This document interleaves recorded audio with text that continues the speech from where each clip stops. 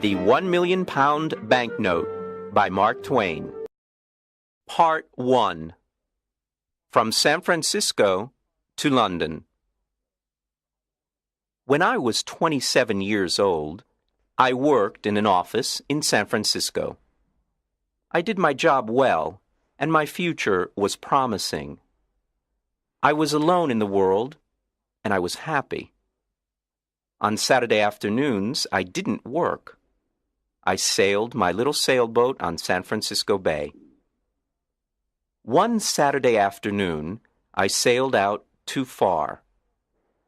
The strong afternoon wind pushed my sailboat out of the bay and into the Pacific Ocean. That night, when I had lost all hope, a small British brig saw me and took me on board. The brig was sailing to London. The voyage was long and stormy. I worked as a sailor to pay for my trip.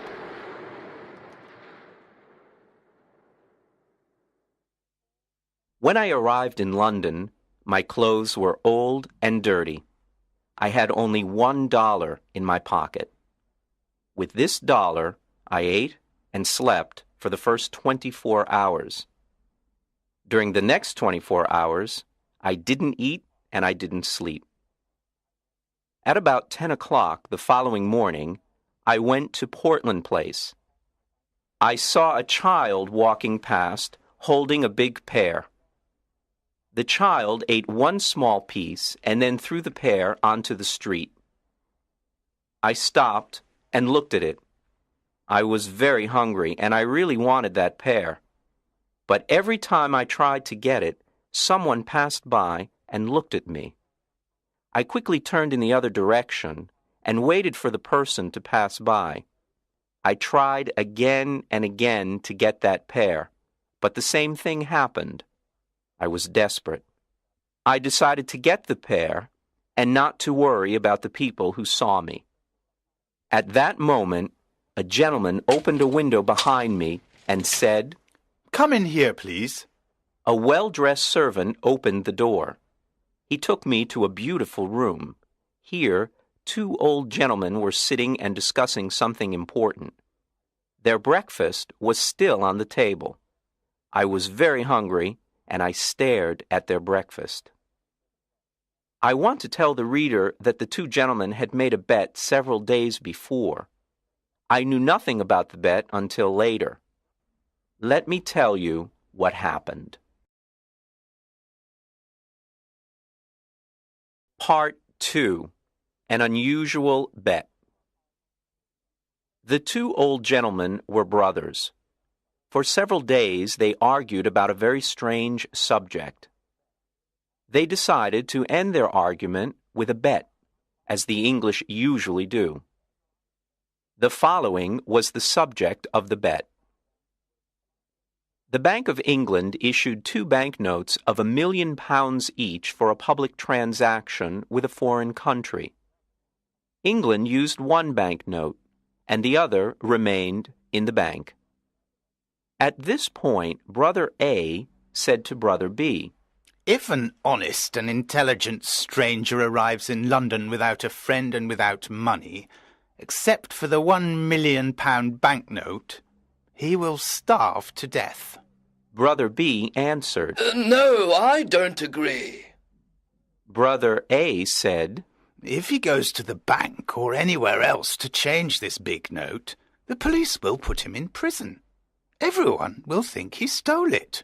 They continued arguing for days until Brother B said, I'll bet £20,000 that the stranger will live for 30 days with the banknote and not go to prison. Brother A accepted the bet. He went to the bank and bought the £1 million banknote. After, he returned home and prepared a letter. Then the two brothers sat by the window and waited for the right man for the bet. They saw a lot of honest faces go by, but they were not intelligent enough. Several faces were intelligent, but they were not honest. A lot of faces were honest and intelligent, but they were not poor enough. Other faces were honest, intelligent, and poor, but they were not strangers. When they saw me from the window, they thought I was the right man. They asked me questions, and soon they knew my story. Finally, they told me I was the right man for the bet. I asked them to explain the bet. One of the gentlemen gave me an envelope. I wanted to open it, but he said, "No, don't open it now. Wait until you are in your hotel room. Then read it very carefully." I was confused, and I wanted to discuss the subject with them, but they didn't. I felt hurt because I was the subject of a joke. When I left their house, I looked for the pair on the street. It was gone. I was quite angry with those two gentlemen. Far from their house, I opened the envelope. I saw that there was money inside. I didn't stop to read their letter. I ran to the nearest eating place. I ate and ate and ate.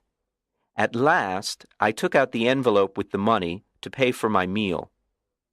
I looked at the banknote and almost fainted.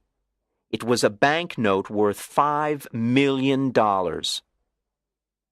I was speechless. I stared at the banknote. The two gentlemen had made a big mistake. They probably wanted to give me a 1-pound banknote. I saw the owner of the eating place staring at the banknote too. We were both surprised. I did not know what to do or say, so I simply gave him the note and said, "Give me the change, please." The owner apologized 1,000 times. "I'm very sorry, but I can't change this banknote, sir." "I don't have any other money. Please, change this note," the owner then said. "You can pay for this food whenever you want, sir. I understand that you are a very rich gentleman. You like playing jokes on people by dressing like a poor man. You can come here and eat all you want, whenever you want. You can pay me when you want." Part 3. The Letter. When I left the eating place, I hurried to the house of the two gentlemen. I wanted to correct the mistake they had made. I was very nervous. When I arrived, the same servant opened the door. I asked for the two gentlemen. "They are gone." The servant said. "Gone? Gone where?" "Oh, on a journey." "But where did they go?" "To the continent, I think." "The continent?" "Yes, sir." "When will they return?" "In a month." "A month? Oh, this is awful. How can I talk to them? It's extremely important." "I can't help you. I don't know where they are, sir." "Then I must see a member of the family." "All the family are away. They're in Egypt and India, I think." Before leaving, the two gentlemen made an enormous mistake. They will certainly return home tonight. Tell them that I came here to correct the mistake. I'll return tomorrow." "I'll tell them if I see them, but I won't see them. Sir, you must not worry, because everything is all right.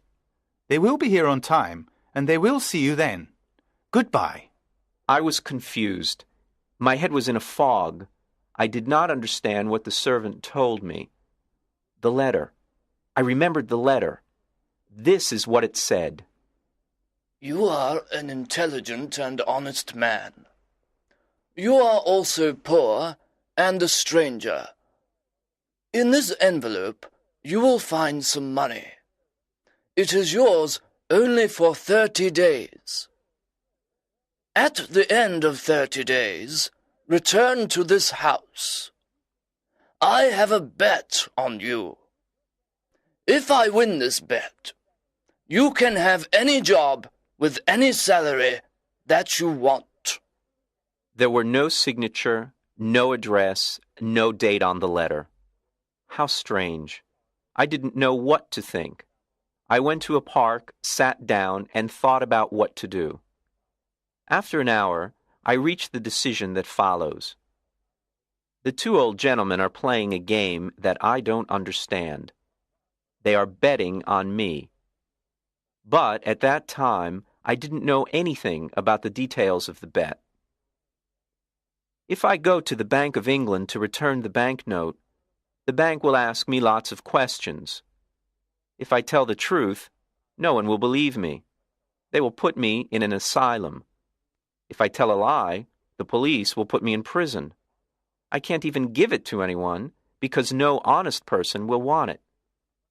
I can do only one thing. I must keep the bill for a whole month, and I must not lose it. If I help the old man to win his bet, he'll give me the job I want. The idea of an important job with a big salary made me happy. With this exciting idea in mind, I began walking down the streets of London. Part 4. At the tailor's. Every time I passed in front of a tailor's, I wanted to enter and buy some new clothes. But I had no money to pay for them. The £1 million banknote in my pocket was useless. I passed in front of the same tailor's 6 times. At last, I entered.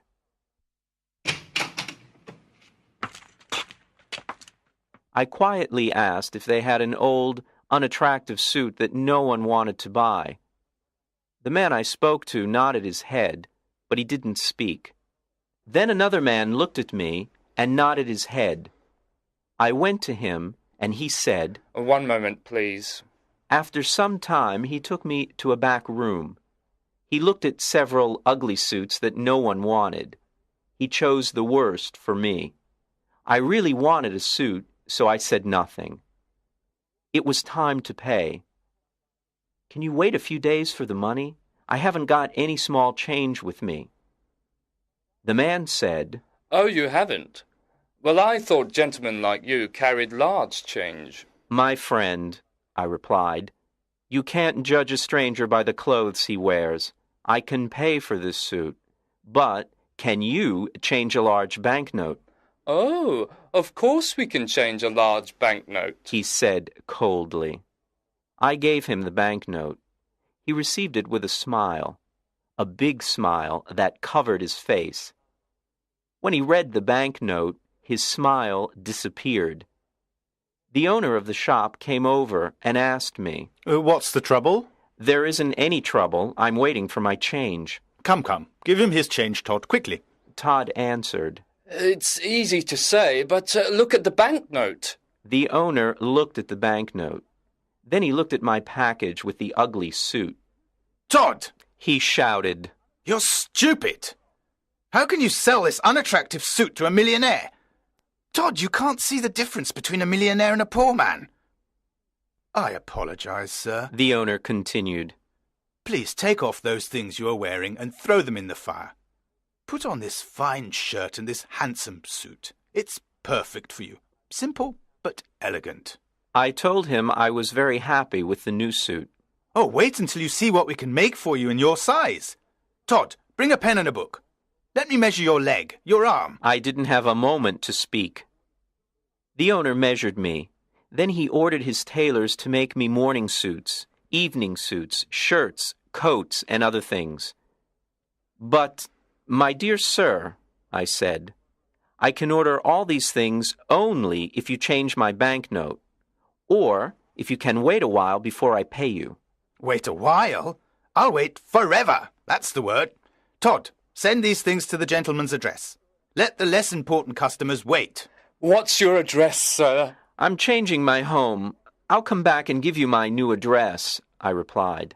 Quite right, sir, quite right. Let me show you to the door, sir. Good day, sir. Good day. Part 5. The Poor Millionaire. The impossible happened. I bought everything I wanted without money. I showed my banknote and asked for change, but every time the same thing happened. No one was able to change it.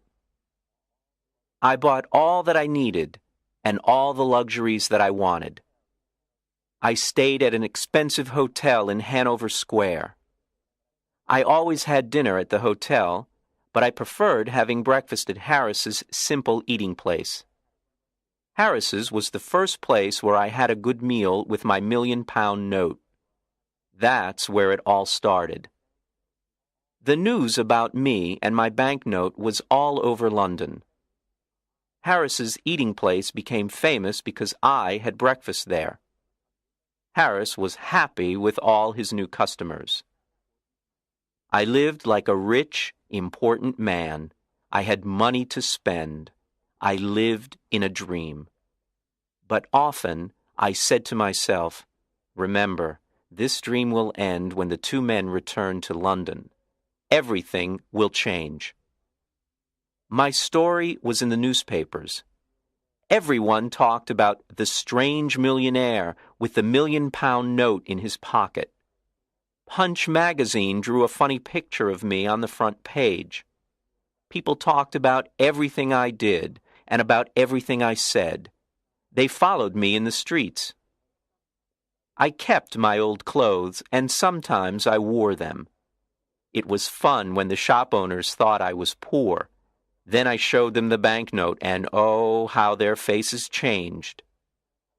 After 10 days in London, I went to visit the American ambassador. He was very happy to meet me. He invited me to a dinner party that evening. He told me that he knew my father from Yale University. He invited me to visit his home whenever I wanted. I was glad to have a new, important friend. I thought to myself, I'll need an important friend when the story of the £1,000,000 note and bet comes out. I want the reader to know that I plan to pay back all the shop owners who sold me things on credit. If I win the bet for the old gentleman, I thought, I will have an important job. With an important job, I will have a big salary. I planned to pay back everyone with my first year's salary. Part 6. The Dinner Party. There were 14 people at the dinner party. The Duke and Duchess of Shoreditch and their daughter, Lady Anne Grace Eleanor de Bohun, the Earl and Countess of Newgate, Viscount Cheapside, Lord and Lady Blatherskite, the ambassador, and his wife and daughter, and some other people. There was also a beautiful 22-year-old English girl named Portia Langham. I fell in love with her in 2 minutes, and she with me. After a while, the house servant presented another guest, Mr. Lloyd Hastings. When Mr. Hastings saw me, he said, I think I know you. Yes, you probably do. Are you the... Yes, I'm the strange millionaire with the £1,000,000 note in his pocket. Well, this is a surprise. I never thought you were the same Henry Adams from San Francisco. 6 months ago, you were working in the offices of Blake Hopkins in San Francisco. I remember clearly.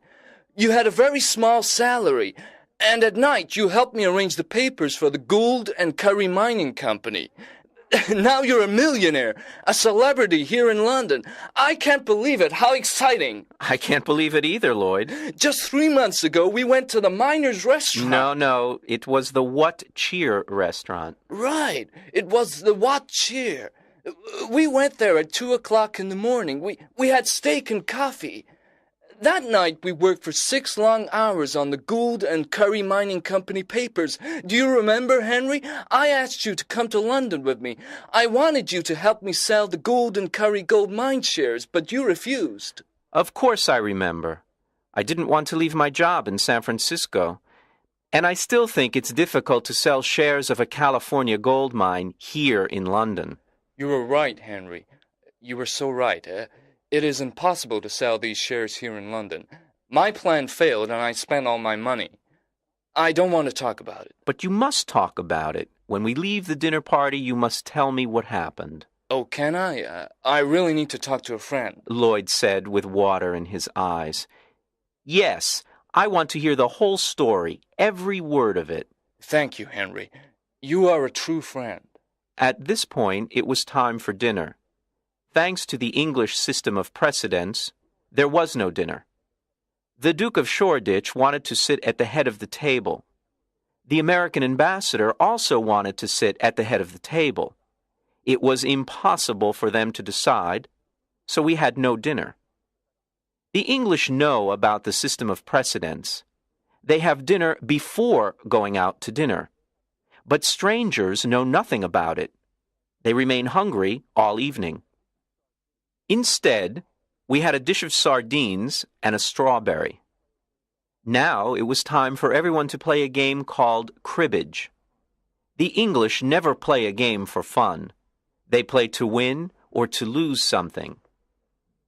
Miss Langham and I played the game, but with little interest. I looked at her beautiful face and said, "Miss Langham, I love you." "Mr. Adams," she said softly and smiled. "I love you too." This was a wonderful evening. Miss Langham and I were very happy. We smiled, laughed, and talked. I was honest with her. I told her that I was poor and that I didn't have a cent in the world. I explained that the £1,000,000 note was not mine. She was very curious to know more. I told her the whole story from the start.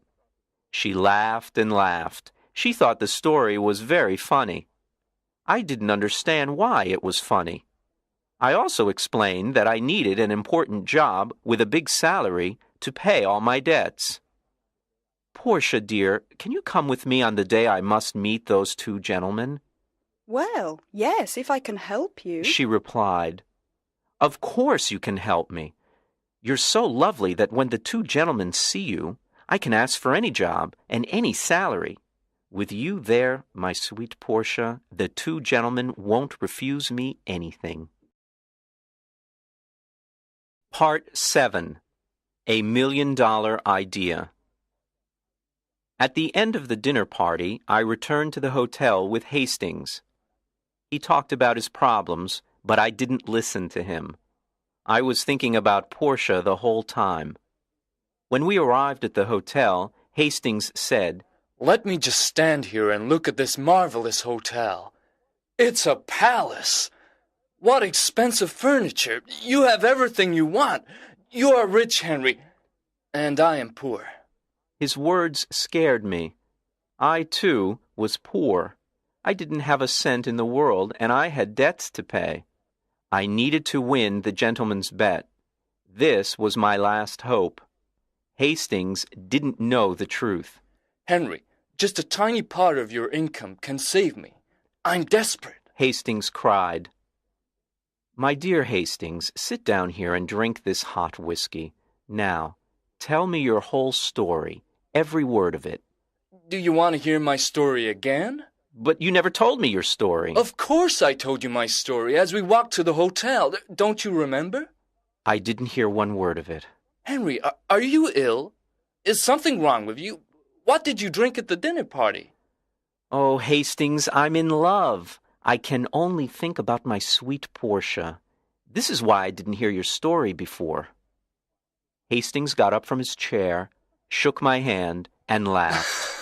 "I'm very happy for you, Henry. Very happy," he said, smiling. "I'll tell you the whole story again." So he sat down and patiently started to tell me his story. To make a long story short, the owners of the Gould and Curry gold mine sent Henry to England to sell the shares of the mine for $1,000,000. Any money he received over $1,000,000 was his to keep. Hastings' dream was to sell the shares for more than $1,000,000 and become rich. He had only 1 month to sell the shares. He had done everything to sell them, but nobody wanted to buy them. Then he jumped up and cried, "Henry, you can help me. Will you do it?" "Tell me how." "Give me $1,000,000, and I'll sell you all the shares. You will be the new owner of the gold mine. Don't refuse." I didn't know what to say. I wanted to tell Hastings the truth, but then an intelligent idea came to me. I thought about it for a moment, and then calmly said, "I will save you, Lloyd." "Then I am already saved. How can I thank you?" "Let me finish, Lloyd. I will save you, but not in that way. I have a better way. I know everything about that mine. I know its great value. You will sell the shares by using my name. You can send anyone to me. Since people in London know me, I will guarantee the gold mine. In a week or two, you will sell the shares for $3 million by using my name, and we'll share the money you earn, half to you and half to me." Lloyd was very happy and excited. He danced around the room and laughed. I can use your name! Your name! Think of it! The rich Londoners will run to buy these shares. I'm saved! And I'll never forget you, Henry. Part 8. Back to Portland Place. The next day, all of London talked about the shares of the California gold mine. I stayed in my hotel and said to everyone who came to me, "Yes, I know Mr. Hastings. He's a very honest man, and I know the gold mine, because I lived in the California gold country. It is a mine of great value." People were now interested in buying the shares. I spent every evening with Portia at the American ambassador's house. I didn't tell her about the shares and the mine. It was a surprise. We talked about our love and our future together. Finally, the end of the month arrived. Lots of rich Londoners bought the shares of the mine. I had $1 million of my own in the London and County Bank, and Lloyd did too. It was time to meet with the two old gentlemen. I dressed in my best clothes, and I went to get Portia. Before going to Portland Place, Portia and I talked about the job and the salary. "Portia, you are so beautiful. When the two gentlemen meet you, they'll give me any job and any salary I ask for." Henry, please remember that if we ask for too much, we will get nothing. Then what will happen to us? "Don't be afraid, Portia." When we arrived, the same servant opened the door. There were the two old gentlemen having tea. They were surprised to see Portia. I introduced her to them. Then I said, "Gentlemen, I am ready to report to you," We are pleased to hear this. said one gentleman. Now we can decide the bet that my brother Abel and I made. If you won for me, you can have any job in my power. Do you have the £1 million note? "Here it is, sir," and I gave it to him. I won! He shouted. Now what do you say, Abel? I say he survived, and I lost £20,000. I can't believe it. "I have more to tell you," I said. "But it's a long story. I'll tell you another time. For now, look at this." What? A certificate of deposit for £200,000? Is it yours? "It's mine. I earned it by using the banknote you lent me for a month." This is astonishing. I can't believe it. Portia looked at me with surprise and said, Henry, is that really your money? You didn't tell me the truth. "No, I didn't, but I know you'll forgive me." Don't be so sure. You told me a lie, Henry. "Dearest Portia, it was only for fun. Come, let's go now," But wait! my gentleman said. I want to give you the job and the salary you choose. Thank you with all my heart, but I don't want the job." Henry, you didn't thank the good gentleman in the right way. Can I do it for you? Portia said. "Of course you can, my dear." Portia walked to my gentleman, sat on his lap, and kissed him on the mouth. Then the two old gentlemen shouted and laughed. I was amazed. What was happening? Papa, Said Portia. Henry doesn't want your job. I feel very hurt. Darling, is that your father? I asked. Yes, he's my stepfather, a dear man. Now do you understand why I laughed when you told me your story? My dearest sir, I said, I want to take back what I said. There is a job that I want. Tell me. I want the job of son-in-law. Well. But you were never a son-in-law before. Do you know how to do this job? Try me, please. Try me for 30 or 40 years, and if... All right. Take her. Were Portia and I happy? There aren't enough words in the dictionary to describe our happiness. When the Londoners heard the whole story of my adventures with the banknote, they talked of nothing else. Portia's father took the banknote back to the Bank of England and cashed it. Then he gave us the cancelled banknote as a wedding present.